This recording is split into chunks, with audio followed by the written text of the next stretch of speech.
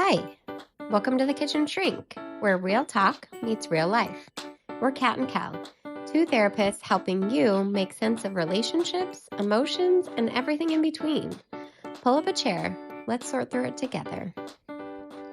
Hey everybody, today's question from our caller says, help! We have a fantastic marriage, except our bedroom seems to operate on two completely different calendars. One of us is living in every chance we get mode, and the other is perfectly happy celebrating major holidays. We love each other deeply and don't have major relationship problems, but the mismatch is becoming a source of tension. How do we handle different libidos without turning sex into negotiation or a scorecard? Hey, thanks for writing in on this one. I appreciate it. I think this comes up a lot more than we think between two people. So let's dig into this. Let's talk about sex, baby. Let's talk about you and me. Alrighty. That's a copyright. That's right. That's right. So, I mean, here's. I guess I just wanted to start out by just saying, like, neither of you is the problem, right? I kind of frame this with couples as desire discrepancy, right? Which kind of moves it from shame and blame to, let's talk about this. Let's collaborate and let's get curious with each other. We're allowed to have differences. Yes. We don't have to be the same. And instead of judging each other's differences, let's try to understand where the other person is coming from so we can find a place where we're more connected. Yeah, absolutely. Connection. I think this is going to be the overarching theme is the intimacy, the sexual intimacy. Even if we're struggling and we're trying to make sense of that and we're working on that, there are ways to still stay connected with your partner. And yes. Yeah, and to increase the opportunity for more sexual intimacy, that just because one partner wants it less or another person wants it more, it doesn't mean one person has to have it all the time or the other person has to just give it up altogether. Right. That through connection and through that, like, understanding that gap, you get to a place where hopefully both people can have more satisfaction in their needs being met and understanding what it would take to build a better sexual chemistry, relationship, intimacy. Absolutely. And I think through the couples therapies lens, I mean, the goal isn't to make one partner, like you said, want more sex and the other partner to want less sex. I mean, the goal here is to create a relationship where both partners feel respected, desired, emotionally safe, right? So if we can kind of go into this conversation for our caller and for everybody out there that is probably having this at some point in your relationship, it's not a right or wrong thing, right? We're just having some differences. I call it the desire discrepancy. So from that lens, it doesn't feel quite so intimidating or blaming, I think, for people. So, yeah, I wanted to talk about, there's a couple of types of desire. One is spontaneous, really, that just kind of looks like, hey, I'm horny. I'm in the mood. This is coming up for me. Let's go for it, right? That's that spontaneous sex. The other one, and we could probably be stereotypical on this too, I think. We all know where we're going. Yeah. The other is a responsive desire, which that means interest develops after affection, after touch, after emotional connection begins. And while we could probably generalize and categorize, this isn't always case, right? Yep. And there are times where somebody who prefers more, I call it a dimmer switch and a light switch. One person is more of a light switch, they're just ready to go right now, and another person needs a little bit more time to warm up. And for somebody who is a light switch, taking time to dimmer switch makes the experience more positive because both people feel considered, but just because you're a dimmer switch doesn't mean you don't have light switch moments or vice versa. Absolutely. Most of us do want to feel deeply connected to our partners while getting our sexual needs met. Right. Yep. So this couple, it sounds like everything else is pretty good. We're just having some discrepancy on that, and it doesn't need to divide your relationship. I mean, we want to get curious. So if I get a couple in my office, I mean, we certainly want to look at the physiological part of this. I want to make sure each of you have, had your yearly physicals and make sure that you've, done all the things, check your hormones so we know that we've got that part taken care of. And then we kind of dive into the emotional part of it. But it's not always... it's not always emotional. Yeah, it's not always emotional. I mean, let's do a little bit of statistics here. I mean, for men, the erectile dysfunction, the ED, it becomes increasingly common with age. So the 10% rule looks like this. 40% of men in their 40s experience ED, erectile dysfunction. 50% of their men in their 50s experience ED, 60% in their 60s, Oh, and so wow. on, Yeah. right? I mean, that is research proven. So, for you guys out there, that are young and you've got the spontaneous thing going on, I want you to be open and be curious, and with your partners to know that, the older we get, there are going to be some physiological changes in our body that we need to get curious, we need to have compassion, and we need to work with. It doesn't need to shut down your sexual intimacy altogether, right? And then women, I think we look at, gosh, hormones. Anytime we have hormonal shifts, whether, there's pregnancy, we have a baby, we're nursing, or menopause, our libido can absolutely get tanked and take a dive. Yeah, and hormonally, men have a 24-hour cycle. So they're starting over every single day, where women have a 30-day cycle or 28-day cycle typically.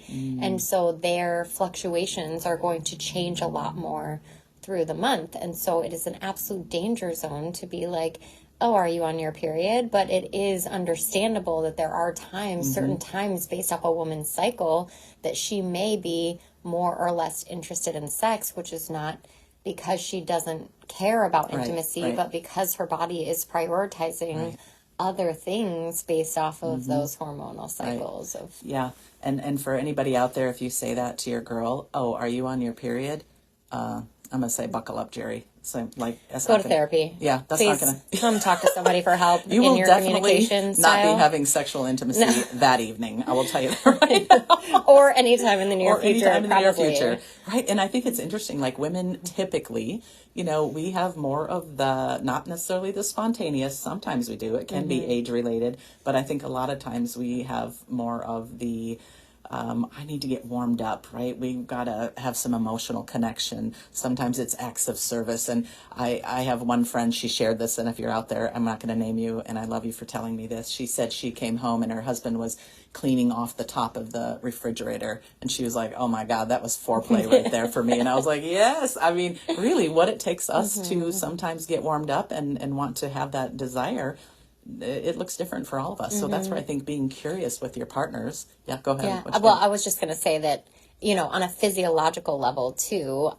our lubrication comes from the inside. And so in order to get warmed up, it's not an instantaneous thing. Right. In order for that to be a really well-received area, Yes. it does help to have that emotional connection first and that foreplay and if you will, because then you're increasing the pleasure of all of it because it's not uncomfortable.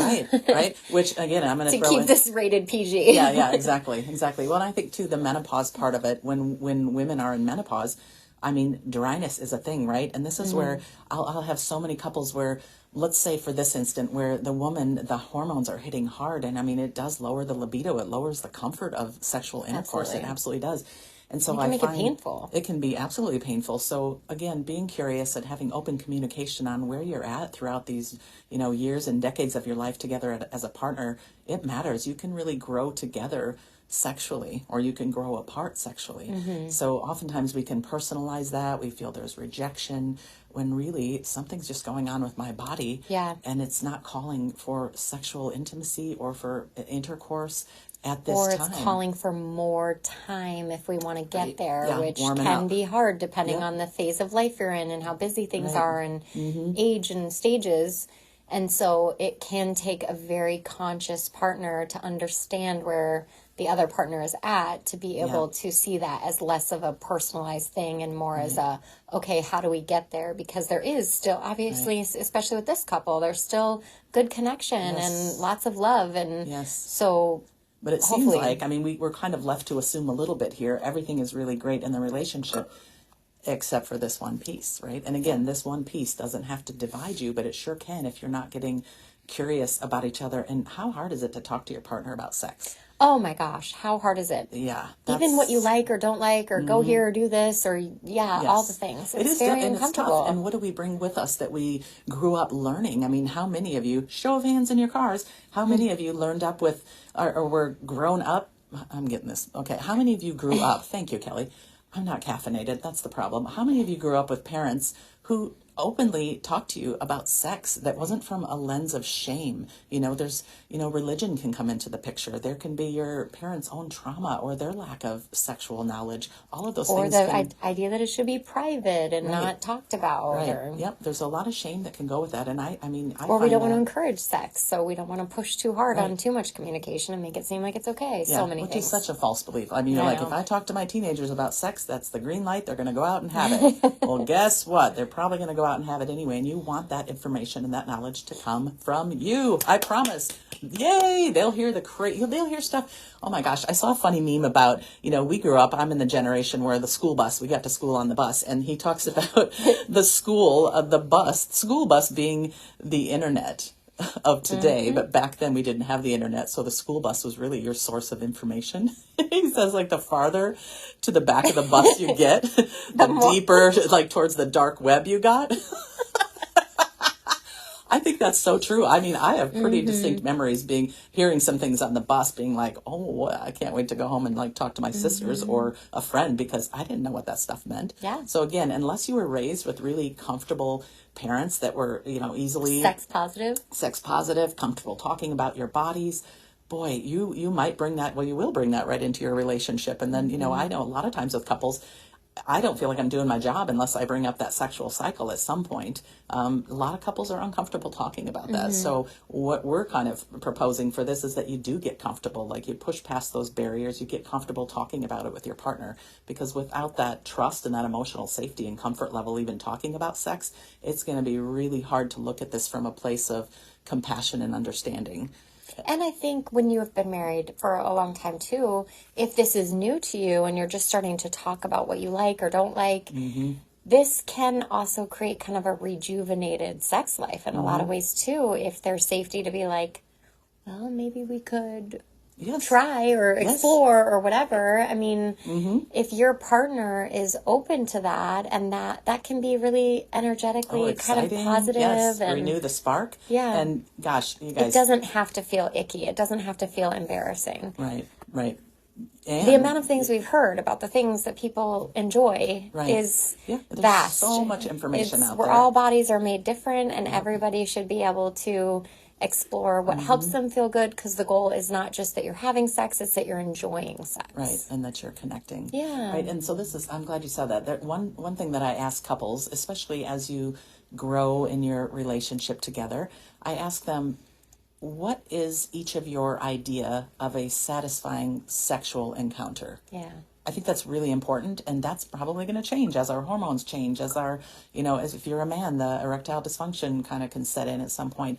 Those are going to change, right? So it's not always going to be like we see in the movie. We're going to have this amazing sexual intercourse and we're both going to orgasm at the same time. I mean, good on you if that's happening for you, right? Like, I think that's pretty exciting, but is that reality for most of us? I don't think it is. So, talking about that and how that's going to change as you grow. And I think knowing and expecting that is going to change. And the way you can discover intimacy, not just sexual intimacy, it is such a broad range of ways to experience intimacy together. If you don't have that sexual intimacy, boy, there are going to be times where it fluctuates for both of you. How about physical intimacy that doesn't lead to sex, that leads to cuddling or holding hands, or just, maybe a massage. Makeout session. A good makeout session. Ooh, car wash, girl. You're in there a while, Look at you over there. Yeah, that's a good. Now, everybody, you guys are going to be thinking that the next time you're in the car wash, like, maybe. Oh, I like it. Yeah, zest it up, guys. So I think, knowing that it's going to fluctuate and being open and honest about it with each other. And sometimes it's just getting educated on this stuff. I mean, I think a lot of times I will see men in my practice that are feeling rejected when it's simply an issue of a hormonal lack of hormones for a woman. She's in menopause. But as we communicate, we do some little psychoeducation about that. We do some teaching about our bodies. And that kind of takes that rejection piece out of it and that personalization piece out of it. Yeah. Where this is normal. It is going to happen.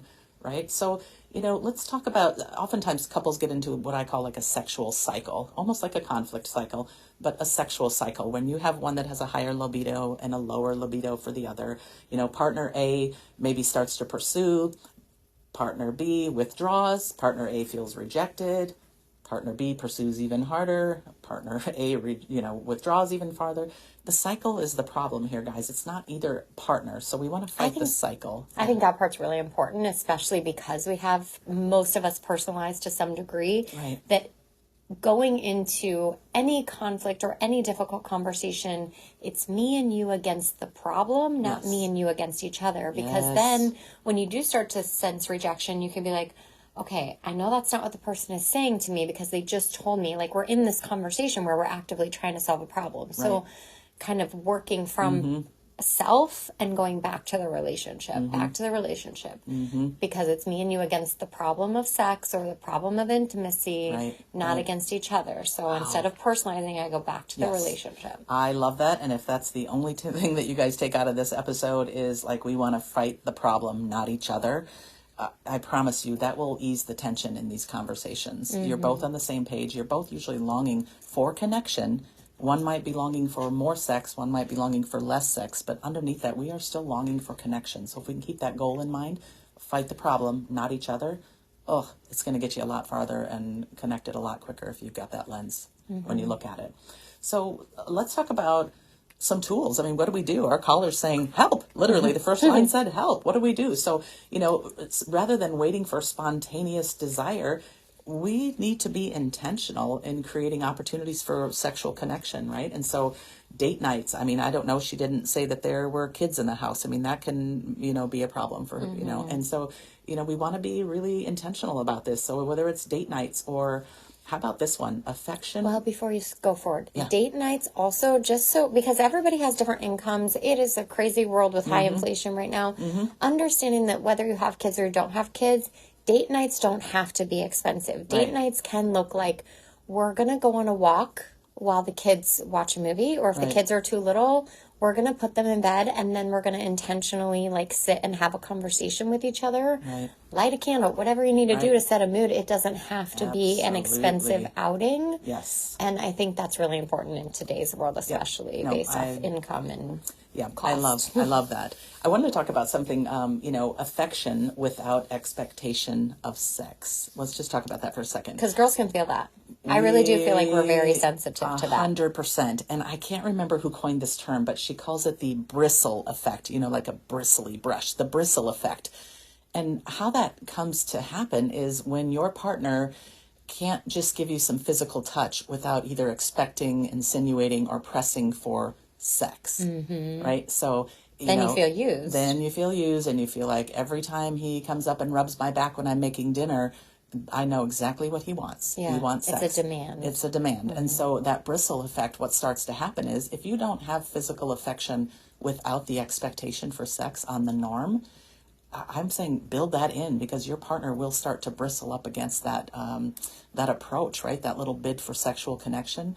If you can't have that physical touch just outside of your sexual expectations, it's going to start to feel really lopsided for your partner. And it takes the spontaneity out of that. Or it takes and the intimacy of that part, that the dimmer switch part for us that really build, not necessarily us. So I'm not trying to turn this into a girl thing, but it does take away from that warm up of you want me and I want you, because when something starts to feel like an expectation, no longer. Then we're no longer firing on that. So I will say build that into your relationship. If you don't already, make physical intimacy something that is totally separate from sexual intimacy, that doesn't lead to a longing or an expectation. Well, it can lead to a longing, but as long as you don't always have to act on that, your partner's going to start to feel safer and enjoy those physical touches that just kind of come every once in a while. And it's good self-control for the person who does want it more to be able to say, I can feel something and not have to act on it, because I want my partner to not feel like I'm just reactive, both emotionally and physically. Let's not just be reactive to whatever I feel needs to come out, be expressed, and be taken care of at all times. Some of that is, I'm going to hold a little bit of that and take care of it myself, not necessarily in that type of way, but that's another whole podcast there, right? That's a whole different podcast.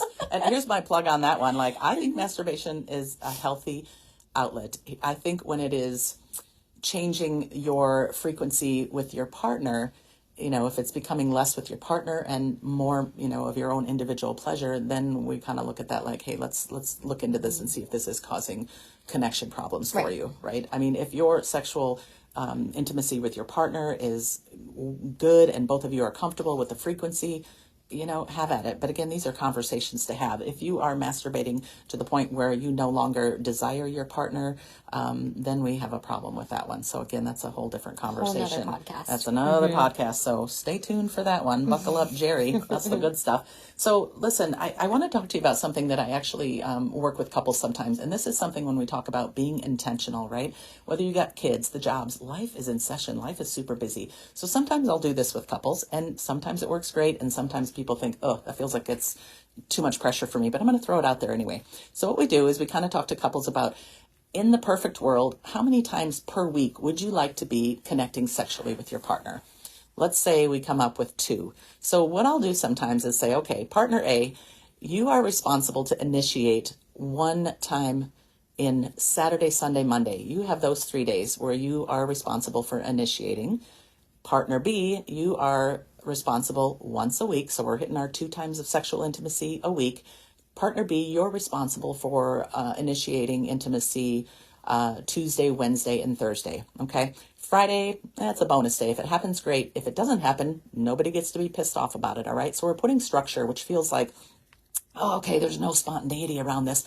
I agree, but guess what? There's intention around it. And when you've got kids and life and jobs and you have nothing left for each other, if you still value sexual connection with your partner, sometimes we got to make a plan. So around this like little structure, we try to put in like a no rejection zone within reason, right? If you're sick, kids are sick, whatever, yes, you can get a pass. But overall, this is a really good way for some couples, not for everybody, to really, be intentional and prioritize that sexual connection together. So that works great for some couples. So if that's you out there, give it a shot. Why not? It might be just what you need to make sure that that sexual connection gets on your calendar and you're connecting, because there are times in our life where it is not going to be spontaneous, right? Life is in session. So that's what I was telling you on that. What else we got? I think we can kind of wrap it up. I mean, just kind of to make an overview of like the key takeaways for just this particular couple and anyone else listening, besides making out in a car wash. Trying to make sure you're being intentional about planning date nights or intimacy that does not have to end in sex, just that connection piece where both people feel wanted and desired, and doesn't always have to lead to sex. Having conversations around your needs, not being afraid to talk about what physical pleasure looks like to you, what you would like to explore if you're not, even if it makes you uncomfortable, not shying away from those deeper conversations. And then respecting each other and your emotional needs based off cycles, based off a partner's desire. Where can I, sometimes you take one for the team too, if your partner's really in that place where they are asking for that and you have the extra energy, where you're not just constantly giving, but you are able to say like, hey, I can do that. I have some extra energy. Yeah. Respecting each other's emotional needs. And then if it's like, I really can't, that the other partner is able to say, I'm not going to push you to a place of discomfort. Yeah. It's okay to have that every once in a while. And then, not being afraid to plan sex. That does not take away from the beauty and the intimacy and the connection and the fun and even the playfulness of it all. And having those discussions about masturbation and the comfort with that and what you would want for your partner or not want for your partner, because both people should feel comfortable with how that's happening or what how frequent. Yeah. So and I also think too, the healthiest couples, they don't solve desire differences by convincing one partner to change, right? We talked about that earlier. They solve them by becoming experts on each other's emotional and physical worlds, right? So those conversations shift from, why don't you want to have sex? Or how can, it feels a very shameful and blameful. We want to shift that over to, how can we create intimacy that feels good for both of us, right? That's where resentment gives way and connection comes into the place. So again, desires, the differences, the discrepancies in your desire, they don't have to divide you guys. Curiosity, compassion, and communication can bridge the gap where frustration once lived, okay? So we're encouraging you guys to get curious, communicate, and stay connected. And go get your car washed. Thanks for being here at the Kitchen Shrink. We're really glad you showed up today. Be kind to yourself and stay connected. We're Kat and Kel, and we're here for you. Real talk, real tools, real life.